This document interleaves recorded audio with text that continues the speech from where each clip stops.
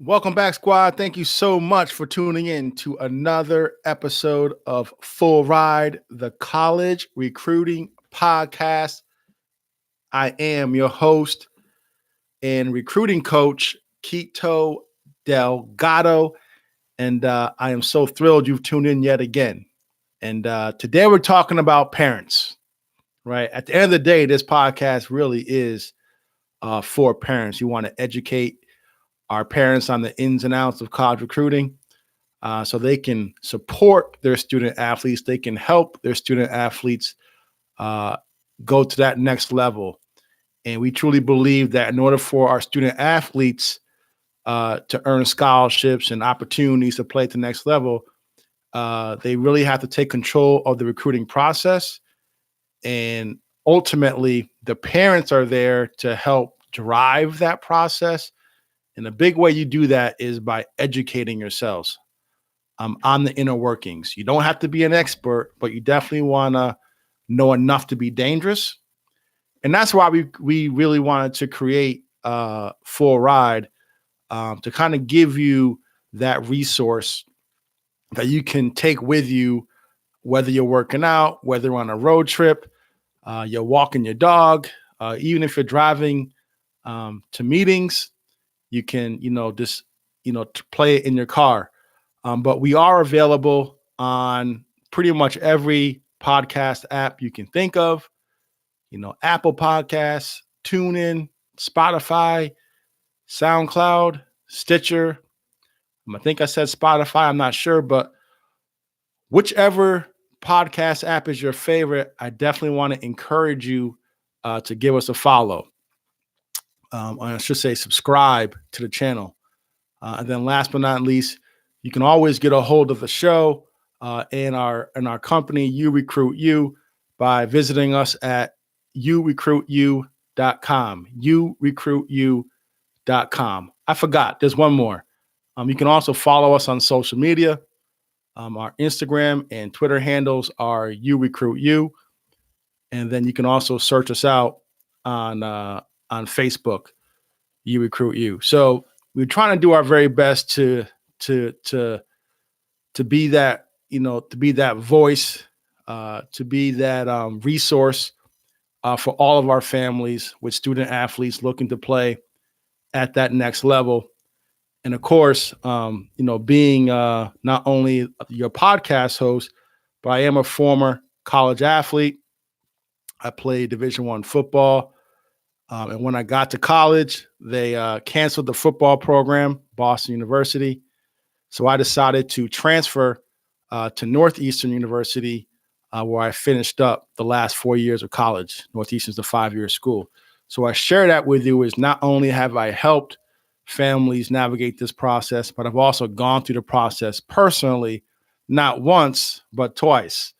So a couple of weeks back, I had the extreme pleasure of having a home visit with a family. Their daughter is a junior. She's a softball player. And it was just, whenever you're local, it gives me the ability to kind of do in-person visits, at least the first time around. So I went to their home and we talked about a number of things. It was a really good conversation. Covered a lot of ground in a relatively short period of time.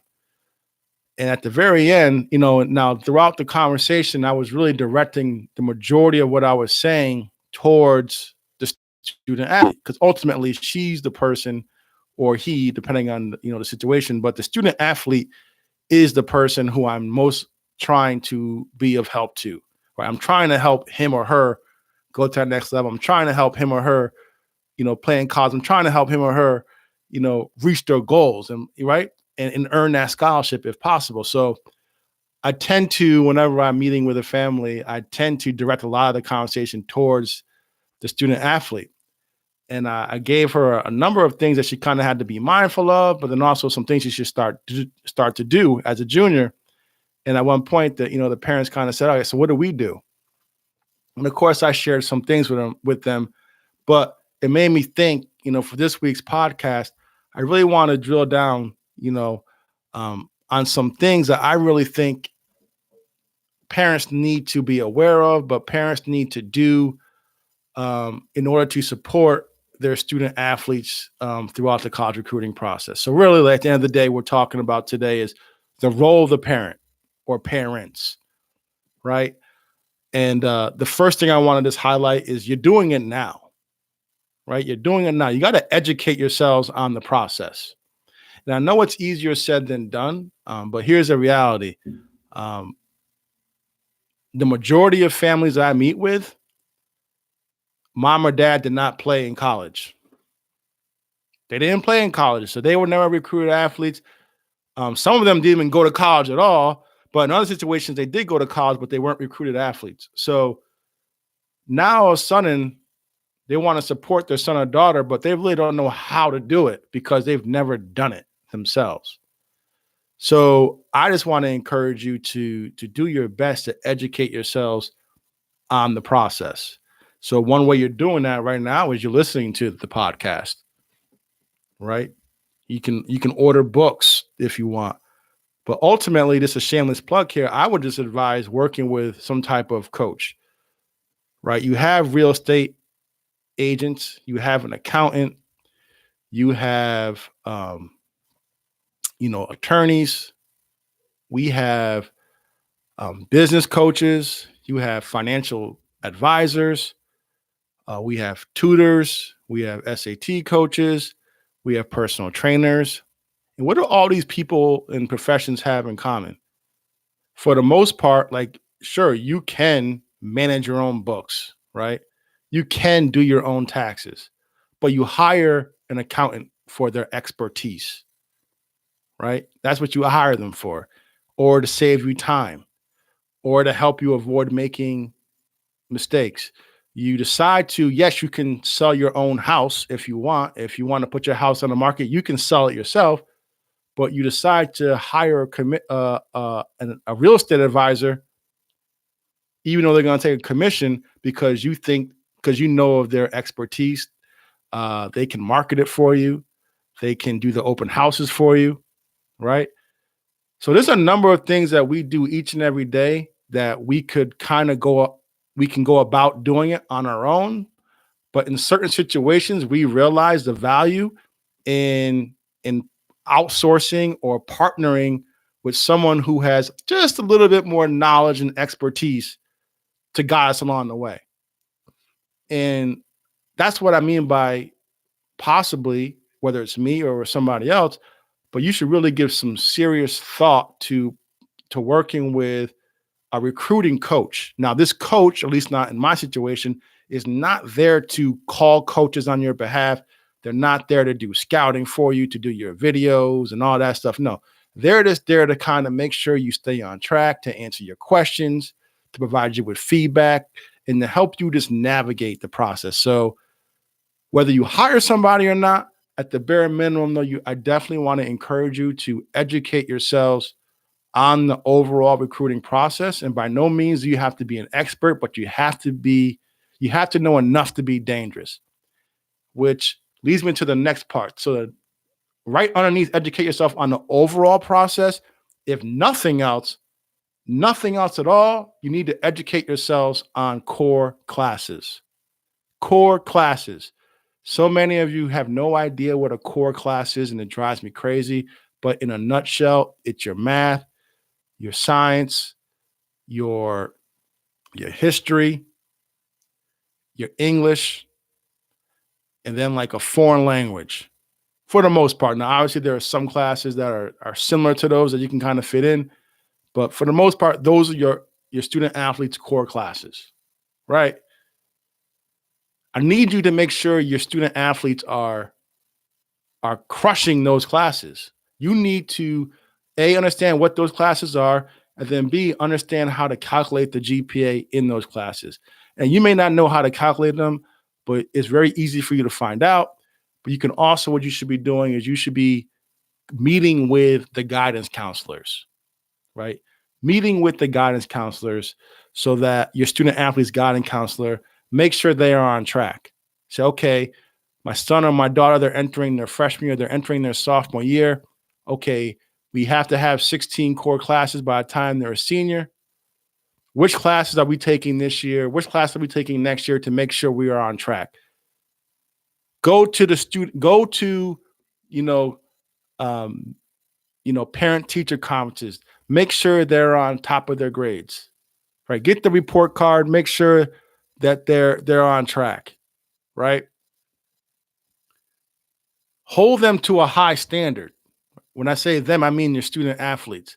It blows my mind. I'm not judging. I really am. I'm not, but it's a bit bothersome when you have these student athletes that are world-class athletes. They got these personal trainers, they got these, personal coaches, they're playing in all these travel leagues. And then when it comes time for them to start getting recruited and the coach asks for their transcript, they have a bunch of D's and C's, or they have a bunch of tardies. They have all these, truancies. They've been suspended, whatever the case may be. And I want to say to myself, so hold up. Your son or daughter has a 2.1, 2.3 GPA. Why are they even playing? Why are you even allowing them to play? So what I need you to do is I need you to really monitor where your son or daughter is academically, right? Stay on track, stay on top of them, and just hold them to a high standard. Because here's the thing. If you don't value your son or daughter's education, guess what? They're not going to value it. So if you want your son or daughter to get a B or an A, well, then make sure when they bring home a report card with a D or a low C on it, you check them. And maybe it's effort, but maybe this is that the fact is they need help. So be willing to get them an ACT, an SAT coach, or a tutor. You'll get them a basketball coach, you'll get them a quarterback coach, but you won't get your son or daughter a tutor? I don't get that logic. Right? So it's kind of I'm kind of going on my soapbox there. That's one of my biggest pet peeves. And I do apologize if I'm coming off as preachy or, and that's not my goal here. But I'm just trying to tell you how you can best support your student athlete is if you stay on top of their grades, they may not like that you're being so strict with them. They may not like it now, but I guarantee you when they're a senior and they start getting offers and they give a transcript to a coach and it says a 2.8, a 3.0, a 3.2, and they got a 1,000 or 1,100 on their ACT on their SAT, they'll thank you then. So stay on top of your student athletes with their grades and then hold them to a high standard. No one rises to low expectations. So set high expectations, high standards, make education a priority. All right. Another way, a role for the parents is I need you to budget. College recruiting is not cheap, right? It's not cheap. Just point blank. Youth sports in general, it's a $1 billion industry. $1 billion industry. So if you want to get into this, this game, called, college athletics, if you will, this business, I should say, if you want to get into this, you want to enter that realm, well, then you got to know that for the most part, you're going to have to pay somebody something. I'm going to say that one more time. You're going to have to pay somebody something. And whether that is, again, a tutor, whether it is an ACT, SAT coach, maybe you need to get them a personal trainer to work on their skills. But it's also, you got travel ball you got to pay for, right? You got to register for the NCAA eligibility center. You got to register to take the ACT, the SAT. This stuff all adds up. Eventually, you got to apply. When you apply for school, all this stuff adds up. That's all part of the recruiting process. You might have to get them study materials. You have to buy them equipment so they can compete. So budget, right? Set aside, your annual budget every year, for sports. I'm sure many of you do, but just in case for some of you who kind of maybe your son or daughter is in the 7th, 8th grade and you don't really do this yet, just understand there's going to be some cost to this. So you got to budget, right? That's another role of the parent. Not to mention you got to be their chauffeur once in a while. You got to drive them everywhere. But all kidding aside, another role for you to do is to keep them organized, right? We're talking about 16, 17-year-old kids. And yes, we would love it for them to be these organized people that have systems in place and have all these great follow-up skills. But the reality is that's just not the case. That's a lot for them to do. So that's where you can definitely support them and come in play. No, that does not mean that you do the work for them. Like they should fill out the online questionnaires. They should be the ones emailing coaches. They should be the one calling coaches. But what you can do behind the scenes is periodically check in with your son or daughter, right? Check in with, hey, have any coaches called you lately? Have you replied? Have you filled out any questionnaires this week? All right. Just check in with them. Don't overwhelm them, but just make sure that, you're staying on top of them and you're providing some guidance and then help them stay organized, whether it's a notebook that you're writing stuff down, an Excel spreadsheet, figure out a way to keep them organized. So, because eventually what's going to happen is the more time that goes by, the more coaches they are communicating with, the more tasks they have to complete. It's very easy for them to forget certain things. And you just want to have a system in place. You want to be able to keep them organized throughout this entire process. Another role for the parent, because I always talk about the student athletes being realistic and not having a D1 or bust mentality. Well, I'll be honest. I got to say that with some of you parents too. You guys need to be realistic. You guys need to stop having a D1 or bust mindset because your students, your children are following your lead. And it's one thing for them to kind of want it and they want to go D1. They have this mindset and they get to that decision on their own and you kind of have to rein them in. But it's something totally different when they're actually okay playing D2, D3. They're okay with any opportunity. And you're the one that's kind of pitching D1 or only. If it's not D1, we're not going. How fair is that to your student? Because now they're going to be so worried and concerned about making you happy and getting your approval. So not only do you not need to have a D1 or bust mindset, but you just also have to be really realistic and open-minded. And you got to lead by example. You got to set the tone for your son or daughter because you have a huge influence on them. Right? So you got to be realistic. You got to empower your student athletes. I mentioned this a little while ago, but you got to make sure that college coaches really don't want to hear from you. They want to hear from you at one point in time, and I'm going to get to it a little bit. It's another role for you guys. But you got to empower your student athletes. You got to give them the confidence. You got to coach them up, or you got to get somebody to coach them up on how to really communicate with college coaches. Give them the confidence to be able to pick up the phone, call a coach. Give them the confidence when they go to a camp and a coach comes up to them, they can hold a conversation.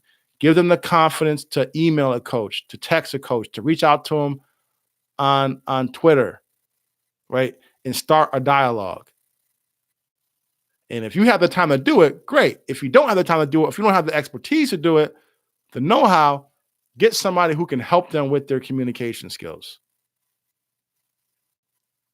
Right? I think I mentioned this earlier again. You want to invest in an ACT or SAT coach. I promise you that may be one of the best investments you can make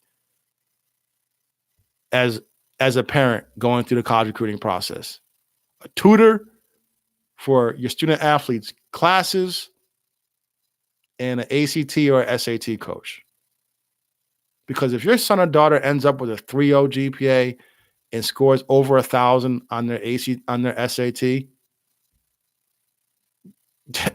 they have a lot of options, assuming obviously they got good, they got ability, but they got good ability and they have good grades. It's a beautiful thing.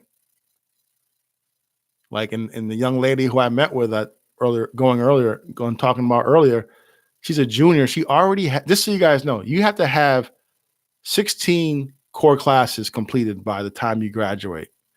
She's already, as a junior, at the end of this year as a junior, she's going to have like 16, 17. And to make sure she's Division I eligible, she's going to have 4 years of English. She's already at 3. So the only core class she's going to have to take next year is an English class. That's it. The rest of her classes next year, if she chooses to, can be like electives, art, music, computer lit, something like that. Right? How great is she going to feel going into her senior year with like a 3.6, 3.7 GPA, which she has now, 16 core classes under her belt, and all she has to do is just take one more English class to be Division I eligible. She's already, just so you know, she's already Division II eligible based on what she's done, freshman, sophomore year, and then projecting what she's going to do for the rest of this year. That's a perfect example. Her parents setting the right example, setting the expectation, and now this week they went out, got her an ACT and an SAT study book. Speaking of that, I would also say another thing for you guys to do, I'm telling you, is to make sure your student athlete takes the ACT or the SAT a minimum of 2 times. I would go for 3, honestly, because why not? There's no downside of taking the SAT or the SAT 3 times. None. Right? And if it was me, I would take it 1 time my sophomore year, so I know exactly where I stand, and then take it twice my junior year. I won't even want to bother taking it my senior year if I don't have to. And the reason why is because as juniors, that's when you typically start getting recruited, right? Obviously, you can become a senior and you can be flying under the radar, but for the most part, a lot of these schools, they start contacting you your junior year. And towards the end of your junior year, how awesome would it be able to say, here, coach, here's my transcript and here's my SAT scores, rather than, oh, I'm taking it my senior year, December or March of my senior year. Because what ends up happening is college recruiting is fast moving, it's fast paced, things change all the time. So if a coach is interested in you, the first question they're going to ask you if you're a senior is, what are your classes like? What's your grades like? And what have you scored in the ACT or the SAT? That's the first question that's going to come out of their mouth, because they want to know right off the bat if you're qualified. They look at the tape. They say, yeah, they can play. Okay, cool. This is someone I want to target. They want to immediately know if they can get you into the school or not, if you're on track to graduate and to be eligible. So to me, it's a great first impression to be able to say, here's my transcript and here are my test scores. So parents, it's up to you to really push your student athlete to take it at minimum 1 time the junior year, but I would say take it twice. The start of the year and then the end of the academic year. So right before the school year starts, maybe take it in December and then take it one more time in June. Now you got 2 scores. And if you absolutely have to do it, you could take it your senior year in December. But that's what I would do. And it's up to you parents to really do that. And help them be confident to do it. They're like, oh, I'm only a sophomore. Why am I going to take it? Because you want to know your score. You just want to know where you stand. All right. Another one, I have another note here, and I'm almost done, is you want to be level-headed, right? And the example I use, and when I say level-headed, don't panic, because there are, there's going to be a ton of highs and lows, right?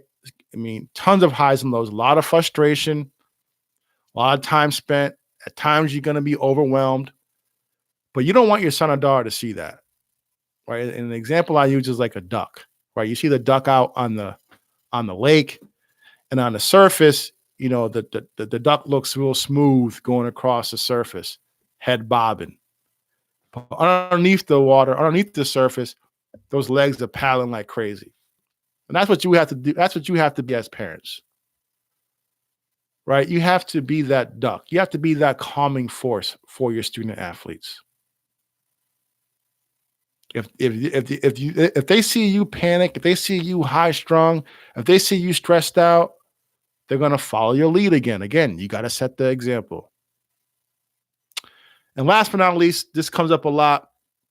The question is, when is it appropriate for you really to start communicating with college coaches? I'll say this, by the way, and this is a sign. Um, I was talking to another family the other day, and their son is a senior. He's a football player, and I asked the mom, so what coaches are talking to your son and daughter? To your son, excuse me, and how far along are they in the process? And she mentioned she's like, oh, coaches are texting him every once in a while, about once a week. I'm like, oh, that's cool. I was like, have they called you or texted you or called to introduce himself to you? Have they done a home visit?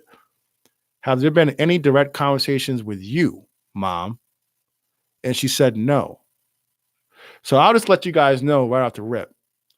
No, coaches do not want to initially hear from the parents. They want to definitely take that time to build rapport with the student athlete, to build that relationship. But make no mistake about it. At some point, they know the role that a parent plays and the influence you have on the decision making process. So if they are really into your son or daughter, if they're truly recruiting them, you best believe they will find a way to bring you into the fold. Trust me on that. And if they don't bring you into the fold, you should almost look at it as, okay, they're not really recruiting my son or daughter, because they have to realize that there's no way that child is making a decision as to where they're going to school without some input from mom and dad.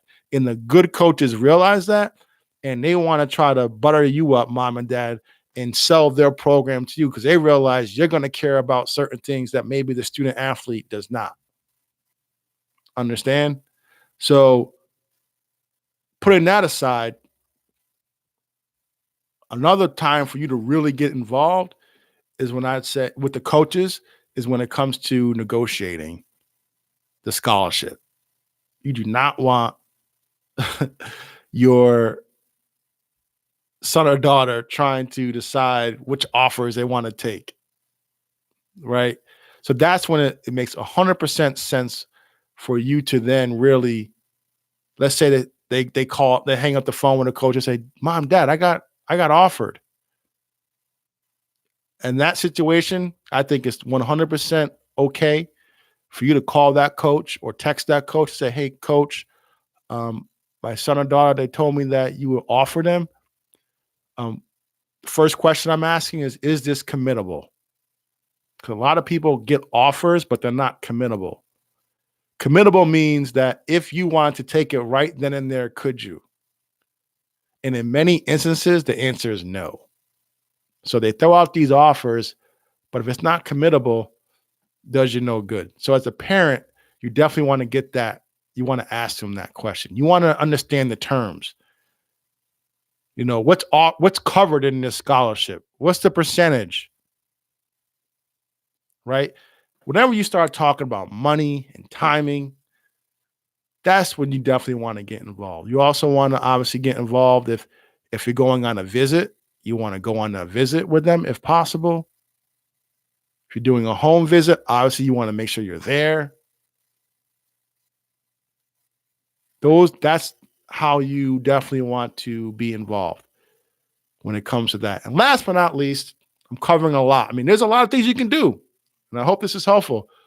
Last thing you want to do is you want to make sure you are mindful with how you behave in the stands. I don't even want to spend too much time on this part because it should be very obvious.